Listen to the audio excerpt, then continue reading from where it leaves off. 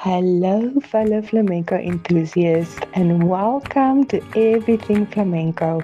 I'm your host, La Hugo, and this is episode 31 and part 2 of keeping your motivation during this silly season, but perhaps also during the rest of the year when things go rough.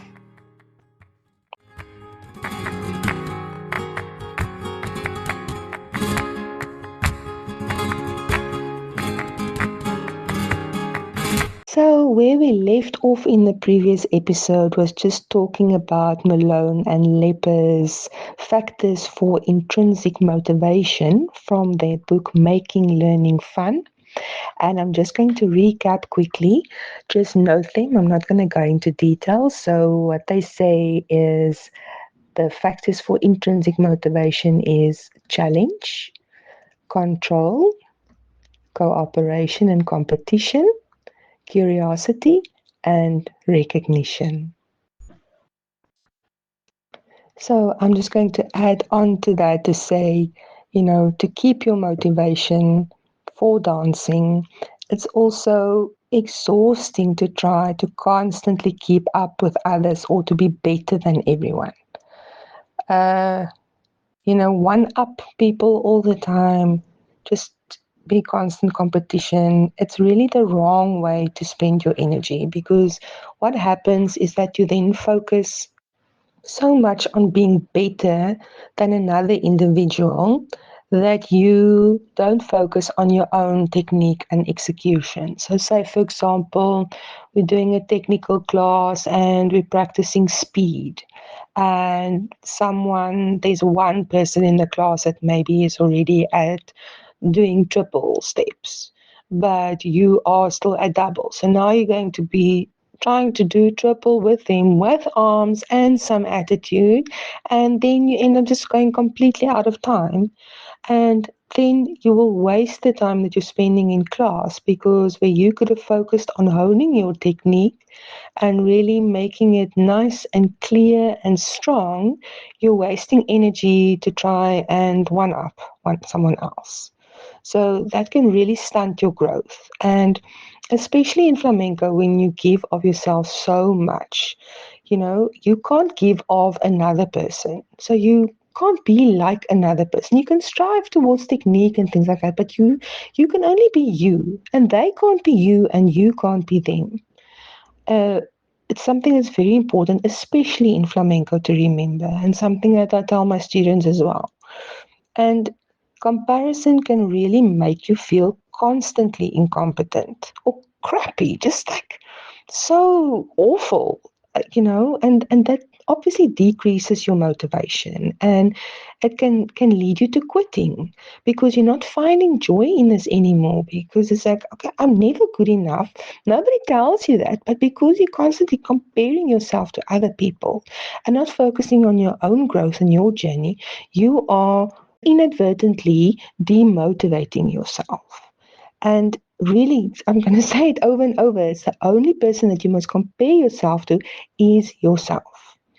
And to focus on consistently and just chipping away, chipping away, week by week, just slowly building on your skills, honing your skills. I promise you, it will get you there.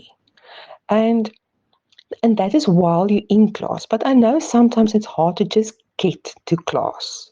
And what really helps me is to make it part of my daily routine. So I know, for example, on a Tuesday from 6 to 7, I've got this class. And while I'm recording this podcast, it's actually just an hour or two before I need to be at class, but I'm already sitting here with my flamenco dance clothes on because I'm ready to go at the time I need to leave my house to get to class. No excuses. It's part of my routine. My husband also already knows. On a Tuesday, it's this. On a Saturday, it's that. So it's important for you to decide how often you want to attend classes and really try and make it part of your routine, like going to the office or making dinner. Just, it's not a negotiable because that is something that gives you joy. And yeah, life happens, it really does. But don't go down the road of using any small excuse to get out of class, because if you want to grow as a dancer, even if you don't want to become a performer, but if you want to grow as a dancer, you really need to go to class. And I will never make my students feel guilty for not coming to class, but you stunt your own growth.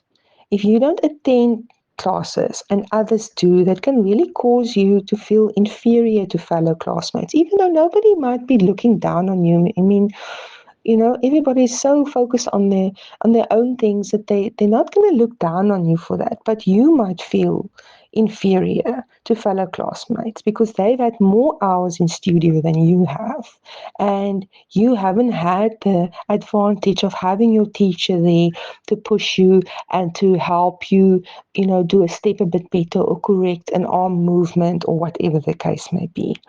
But, if you attend class just for fun, this is fine. But don't then get frustrated if other students are doing better than you.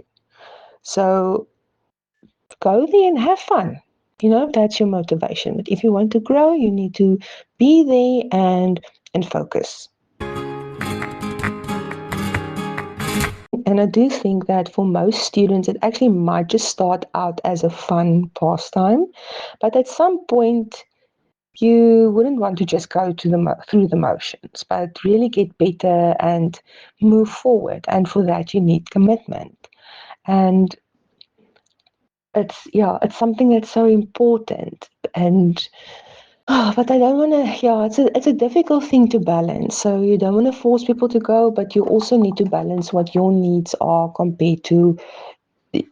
Well, you can't say, okay, I want to be a fantastic flamenco dancer, but I can only come to class once a month.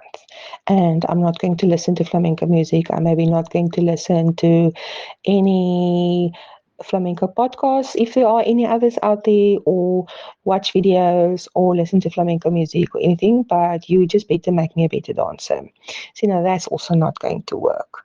So you need to be committed if you want to move in a certain direction.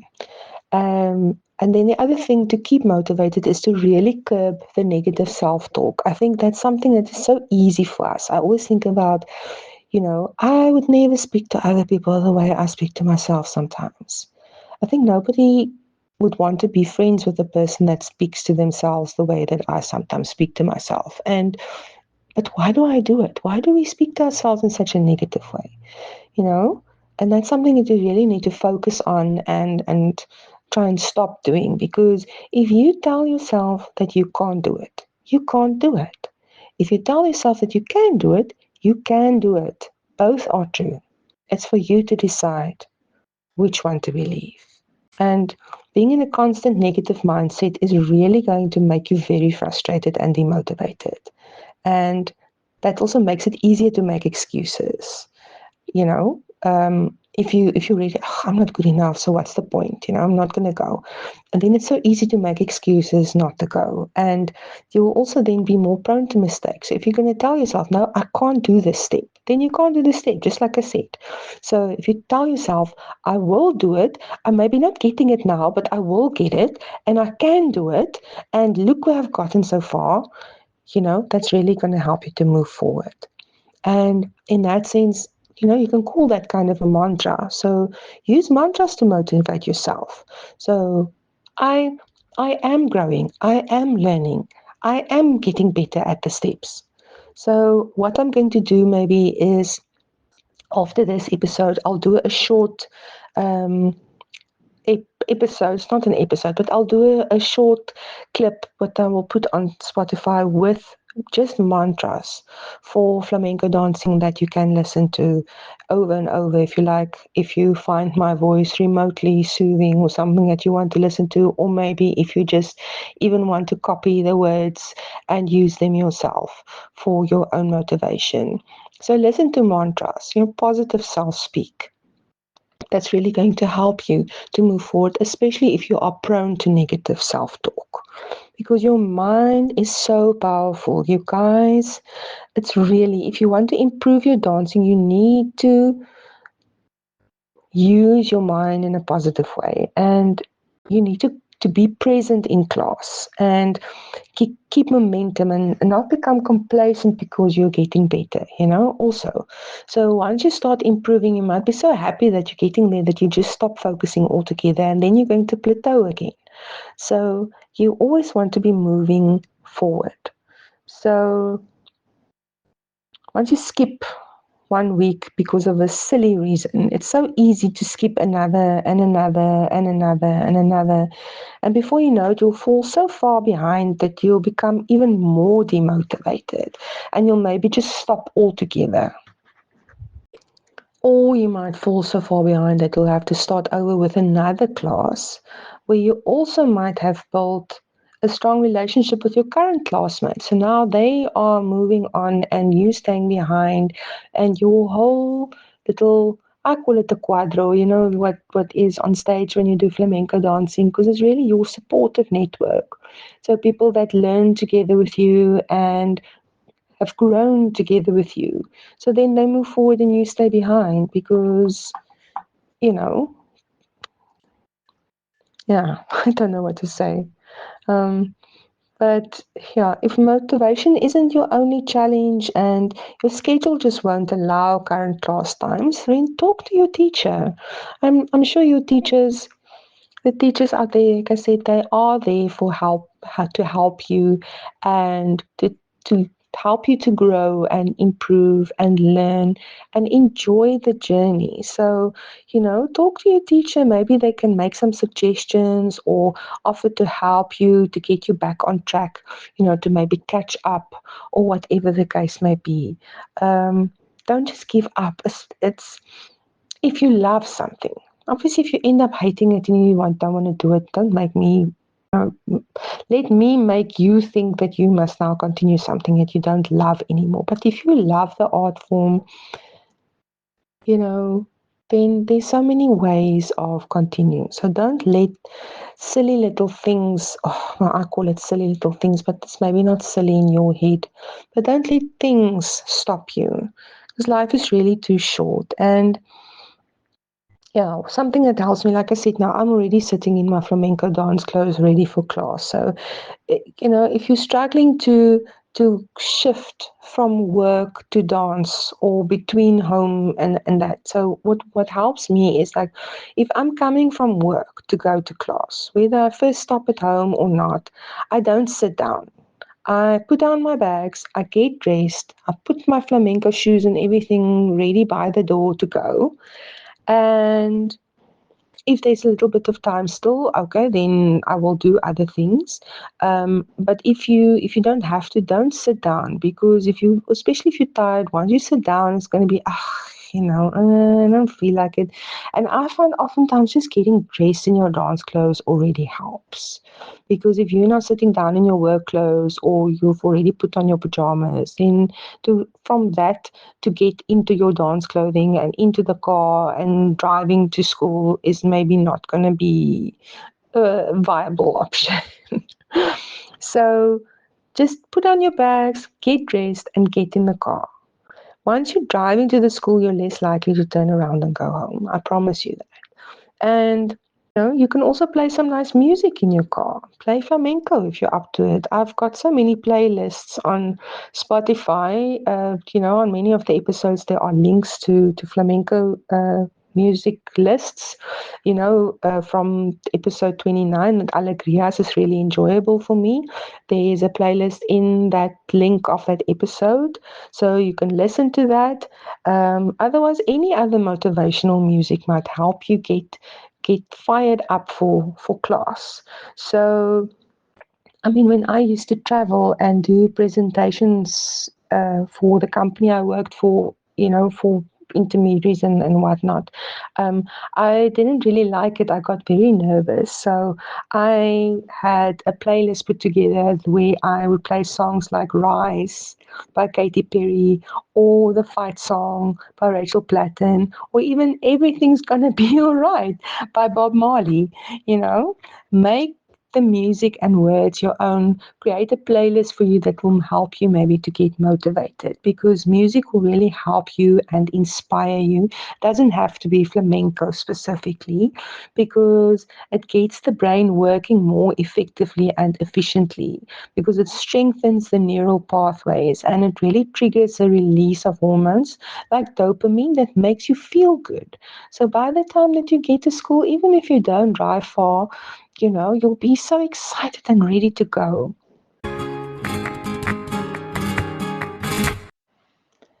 And one last point I want to make is remember why you started. So, why did you start dancing flamenco? And how do you feel while you're doing a class? Or how do you feel after you've danced for an hour? And how happy or proud or elated or all of them do you feel when you get a step or a movement right? Do you ever find pride in those moments?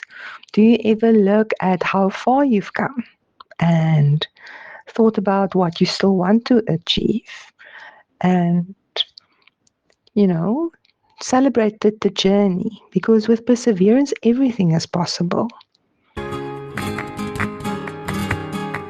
We've come to the end of episode 31, and I just want to leave you with the final thought that even if I don't know you, I believe in you.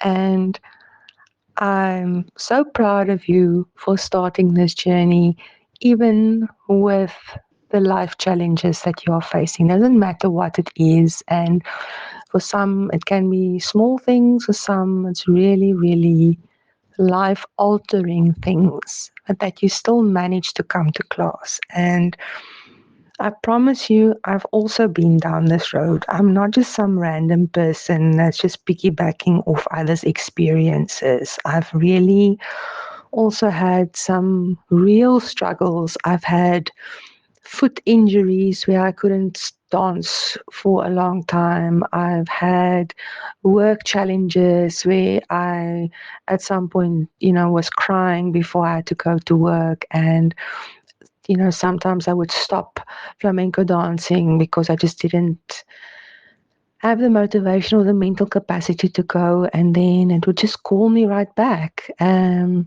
sometimes I would keep going, even though it was still challenging. So I really do understand, and I promise you, if you put your mind to it, you can really grow as a dancer, and you can really love this art form even more than you are loving it now. And really, I am not a perfect human. I am a human, I also make mistakes, but really, I believe in you. And if I can do it, so can you. You are going to grow and you are going to get better. You just need to start believing in yourself as well. And there's a reason why you ended up in that flamenco class that you're in. There's a reason that your path went where it went. So lean on your supportive family, your friends, your colleagues, your fellow dance friends, your teachers. Because they talk to your teacher. They really want you to be happy, to learn, and to grow. So surround yourself with that positivity, and the rest will come. I promise.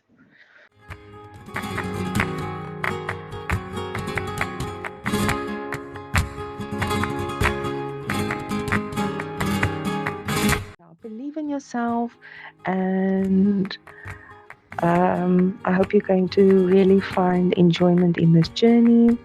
And I've never asked this before in an episode, but please, if you are listening to this and you haven't rated the podcast, please rate and subscribe. I don't really mind the numbers, but at this point, we're really going deep into flamenco and dancing itself as an art form. And I have it deep in my heart that there might be people out there that really need to hear some of the things that are discussed in these episodes, something that will really help them on their journey as well. And if you rate and subscribe, then maybe it will reach those individuals, even if they just need to listen to one episode. that's for them, or be directed to another podcast that might also help them with something similar. So I'm going to end that here, my fellow flamencos. I hope you enjoyed it, and I will not really chat to you in the next episode. So the next one I will post will be the mantras, like I promised. But after that, yeah, we will chat some more flamenco and dancing until we see each other again or chat to each other again. Ole!